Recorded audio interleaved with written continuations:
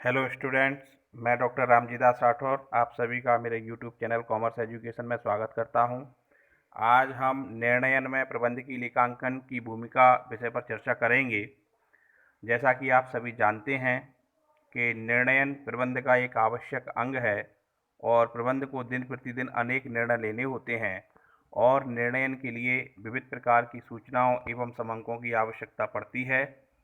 इस संदर्भ में प्रबंधकीय लेखांकन भी प्रबंध की निर्णयन में महत्वपूर्ण भूमिका का निर्वहन करता है।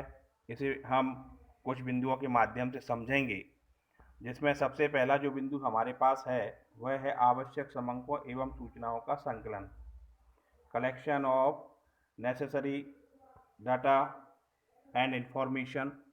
जैसा कि आप सभी जानते हैं, प्रबंध की लेखापाल वित्तीय लेखों और लागत लेखों में आवश्यक सूचनाओं और समंकों का संकलन करते हैं और उनकी प्रस्तुति करते हैं। इस आधार पर प्रबंध उचित निर्णय लेता है। दूसरा बिंदु है कार्यशील पूंजी का उपयुक्त प्रयोग, appropriate utilisation of working capital.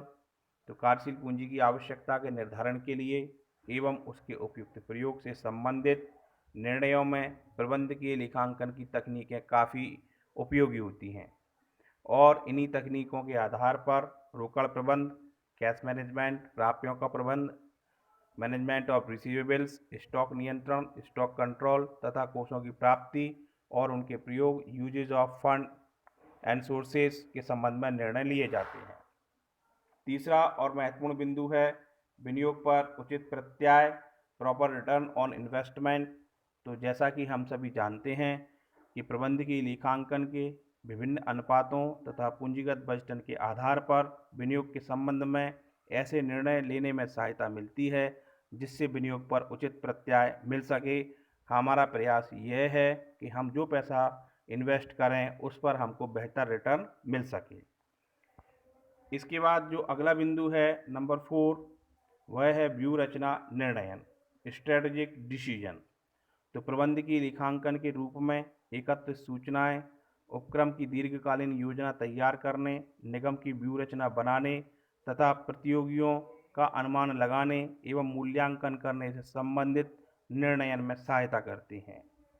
कुल मिलाकर बात यह है कि हम किसी भी प्रकार की स्ट्रेटजी तैयार करें, प्रबंध की लेखांकन द्वारा प्रदत्त सूचनाएं हमारे लिए काफ़ी उपयोगी होती हैं।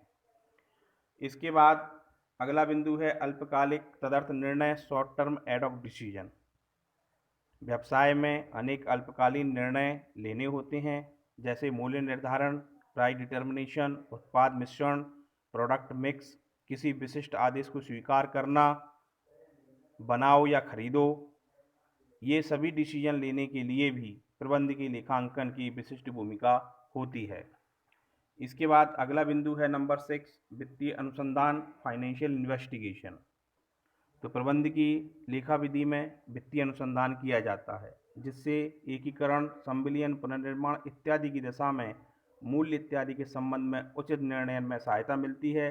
यदि हम किसी फर्म से एकीकरण, अमेलगमेशन, एब्जॉर्पन या रिकंस्ट्रक्शन करते हैं तो ऐसी स्थिति में हमको प्राइस डिटर्मिनेशन करना पड़ता है। तो वित्तीय अनुसंधान में भी प्रबंध की लेखांकन हमको काफ़ी मदद करता है।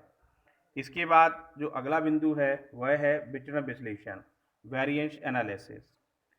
तो प्रबंधकीय लेखा विधि में विचरण विश्लेषण के आधार पर प्रमापों के संबंध में उचित स्तर निर्धारित करने और सुधारात्मक कदमों के संबंध में निर्णय लेने में सुविधा रहती है। हम स्टैंडर्ड निर्धारित करते हैं और एक्चुअल से उसको तुलना करते हैं। जो भी अंतर आता है पॉजिटिव या नेगेटिव एडवर्स, तो उसको हम करेक्ट करने का प्रयास करते हैं। इसके बाद है अगला बिंदु सूचनाओं की विश्वसनीयता का परीक्षण, चेकिंग रिलायबिलिटी ऑफ इंफॉर्मेशन।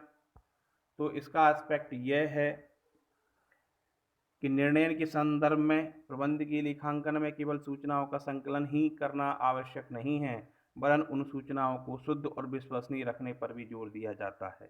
यदि ऐसा नहीं हुआ तो प्रबंधकों द्वारा लिए गए निर्णय गलत हो सकते हैं जिनका संस्था पर प्रतिकूल प्रभाव पड़ सकता है। और लास्ट बिंदु है विकल्पों में चयन, सिलेक्शन ऑफ अल्टरनेटिव्स। तो इसका मतलब यह है कि निर्णयन एक ऐसी प्रक्रिया है जिसमें विभिन्न उपलब्ध विकल्पों में से आप सर्वश्रेष्ठ विकल्प का चयन करते हैं। व्यवसाय में अनेक विकल्प आते हैं, जैसे विभिन्न उत्पादों में से किस उत्पाद का उत्पादन किया जाए, हानि की दशा में किस डिपार्टमेंट को बंद किया जाए, कार्यकलापों का सर्वोच्च स्तर क्या हो, वितरण के किस माध्यम का चुनाव किया जाए, विक्रय संवर्धन की कौन सी योजना अपनाई जाए इत्यादि। इन सभी निर्णयों के लिए प्रबंधकीय लेखांकन की सीमावर्ती लाभ पद्धति का प्रयोग आप करते हैं। डियर स्टूडेंट्स, इस तरीके से हम कह सकते हैं कि प्रबंधकीय निर्णयन में प्रबंधकीय लेखांकन की विशिष्ट भूमिका है। इसलिए इसे लेखांकन के एक आवश्यक अंग के रूप में निर्णय लेखांकन को अपनाया जाता है और प्रबंधकीय लेखापालक का यह महत्वपूर्ण उत्तरदायित्व माना जाता है कि वह निर्धारित करे कि विभिन्न प्रबंधकीय निर्णयन के लिए कौन सी सूचनाएं आवश्यक हैं।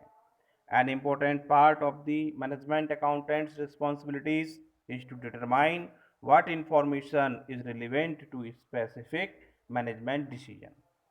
तो डियर स्टूडेंट्स, इस तरह आज हमने प्रबंधकीय लेखांकन की निर्णयन में क्या भूमिका है इस विषय पर हमने चर्चा की।